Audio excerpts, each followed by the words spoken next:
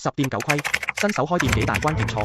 新手認為只要口味好，即使收銀台擺放再遠也配有人來，實際沒有規劃的擺放，直接導致成為低檔店。